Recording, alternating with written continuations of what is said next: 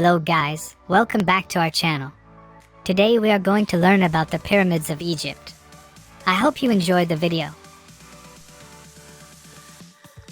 The pyramids that we see in Egypt today continue to be wonders of the world. They were built thousands of years ago, and yet still stand. The ancient Egyptians created the pyramids as burial tombs to honor their pharaohs, and since they believed them to be both man and god, they made the pyramids in a grand style.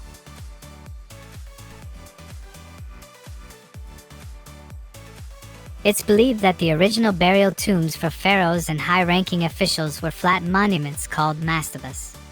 Over the years, each new burial tomb would have another smaller layer added to the top until they began to look like steps. It is thought that the first smooth-sided pyramid was built between the years of 2680 to 2560 BC for the pharaoh king Snefru.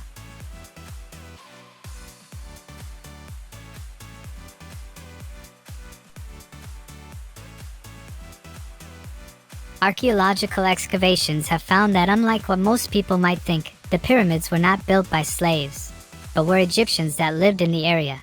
They have found living areas that appear to be for the laborers and their families in an almost community style.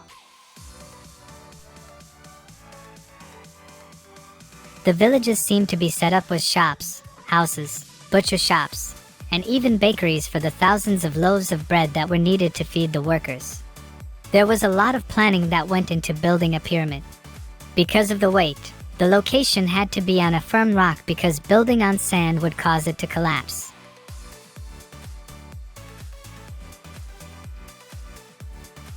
Specific measurements had to be made on the base size, width, and length.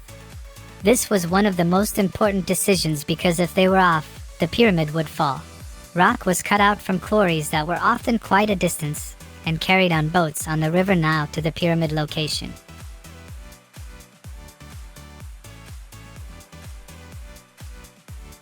There were millions of pieces of rock that had to be just the right size to fit in place. Egyptologists are not really sure how the ancient Egyptians managed to get the heavy rock, often weighing many tons, to build the pyramids.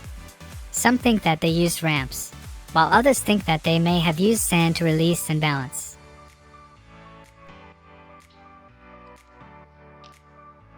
There are many people throughout the world today that have tried to build smaller pyramids to figure out exactly how it was done. One of the things that everyone notices about the pyramids of Egypt is that they are incredibly large. The smallest of the Giza pyramids is over 200 feet high.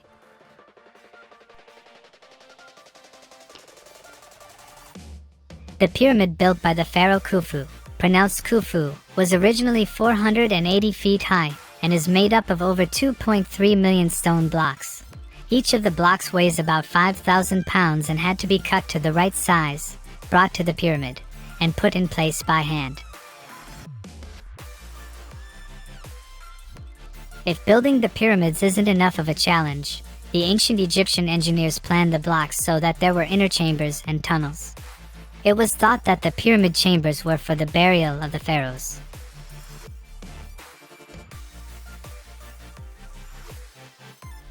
Some of the huge stone burial sarcophagus have been found inside the pyramids, but never any of the mummies or anything that would have been buried with the pharaoh. Once a pyramid was completed, it had armed guards to try to protect it from tomb raiders. The tombs were raided on such a regular basis that it is thought that the secrets were told to others by the builders. If anyone was caught raiding a pharaoh's tomb, it was an instant death sentence. The pyramids that we see today have crumbled quite a bit, and don't look at all like they would have upon completion.